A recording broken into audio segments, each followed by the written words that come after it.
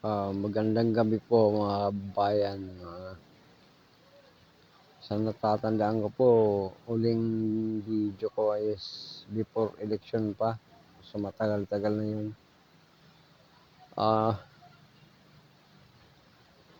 Naisipan ko uling maglabas ng video mga kababayan kasi itong nangyayari ngayon sa Senado.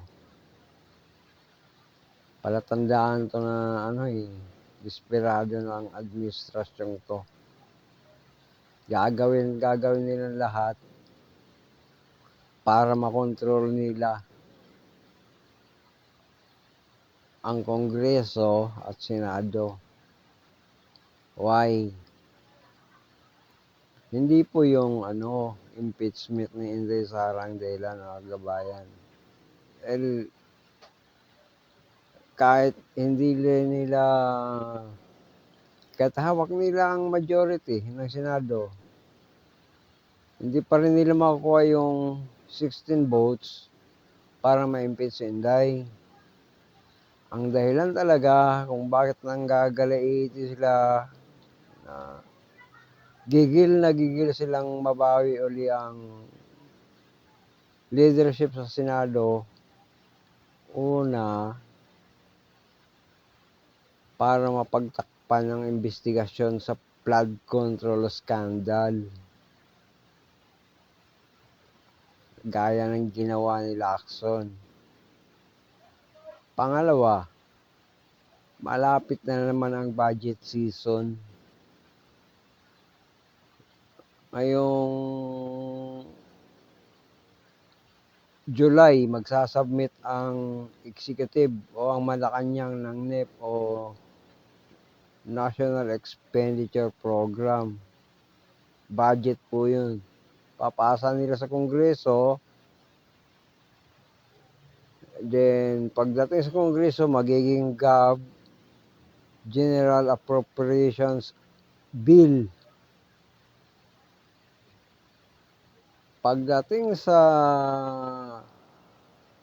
Pagtapos sa Kongreso, tsaka sa Senado, pagbalik sa Malacanang, magiging GAA o General Appropriations Act.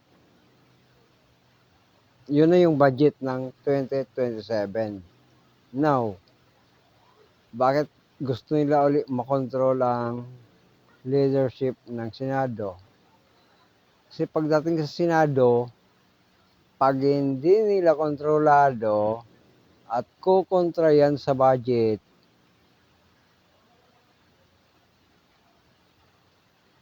hindi na naman masusunod yung gusto nilang mga insertions, unprogram fund, mga tawag nilang SARO, Special Allotment Release Order, tama ba? SARO, Special Allotment Release Order, tama. Kasi pag hindi nila kontrolado ang Senado, galing sa Kongreso, yung budget, dadaan sa Senado, magbabaykam. Kagaya nung dati, nagharap si Saldico, tapos sa Senado naman, si Chis Escudero ang finance chairman nun, si Crispo. Kaya nakalusot yung ganong budget. Diba? Yan ang pinangangambahan nila. Baka maharang yung budget sa Senado, kaya dapat kontrolado nila ang Senado. Pangatlo, pag hindi nila na-impeach si Inday at makalusot yan maging presidente, delikado sila. So, ito ang pangatlong dahilan bakit gusto nila makontrol ang Senado. Pag gusto magdeklara ni Bongbong Marcos ng martial law, siyempre dadaan yan sa Kongreso at saka sa Senado. Hindi mangyayaring martial law kung walang approval ng Kongreso at Senado. So pag kontrolado ng Malacanang yung dalawa, Kongreso at Senado, madali lang magdeklara ng martial law. Di ba? Pag martial law na, hawak na nila lahat. Ganun na kasimple yun. Bakit gigil na gigil silang makuha ang leadership sa Senado. Ito pang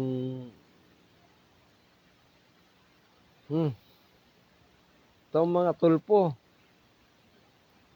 Tatawa na lang ako dito sa ang tatapang magsalita sa mga interview sa radyo, sa TV, sa mga programa nila sa radyo, sa TV, ang tatapang, di ba?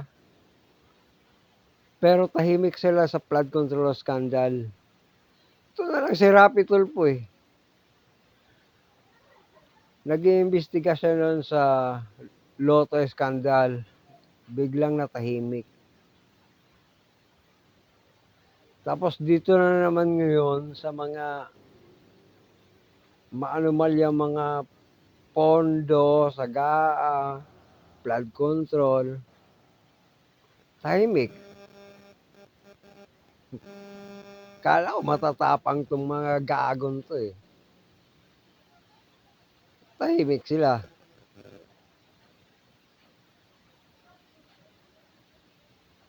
Kasi nga itong Erwin Tulfo, anong party list nila sa Congress, yung ACT-CIS? Itong ACT-CIS, kasama ni Erwin Tulfo lahat dyan si itong siyap, representative, basta yap ang apelyido ng gagong yun. May kaso yun. Dalawa sila ni Saldico. Amounting 50 billion pesos. B hindi M. B. 50 billion pesos na maanumalyang project. Yan. Pero yung Tulfo, tahimik dyan. Paano yung ACT-CIS? Mga Tulfo ang may ano dyan. Tapos itong pagtakbo ni Erwin Tulfo ng senador, ang laki ng contribution ni Iyap kay Erwin. Nasa mga 125 million. Di ba? Kaya ganyan sila. Kung magdaraklak, lalo na to si Erwin, putak ng putak. Si Bendalo, Mr. Bend. We can bend the law. Abogado ka, hindi mo sasabihin yun. Babaloktotin mo yung batas. Tapos ngayon, akala mo sinong malinis kung magsalita sa harap ng media. Akala mo sinong matigas. Sinabihan pa naman si Senate President Alan Cayetano na kahit palakulin yung mukha, sa kapal ng mukha, tatalbog ang palakol. Ako, sasabihin ko sa iyo, Erwin Tulfo, siguro kahit jackhammerin yung mukha mo, baka mabali pa yung dulo ng jackhammer sa mukha mo, sa tigas ng mukha mo. Kala mo sino ang magaling. Puro ka lang dak-dak. Pero tahimik kasi sa flood control scandal. Diba? Medyo tagalito ang sitwasyon ngayon mga bayan. Baka ito ang last resort nila. Pag hindi lang nila makontrol, magmamartial law. Yan.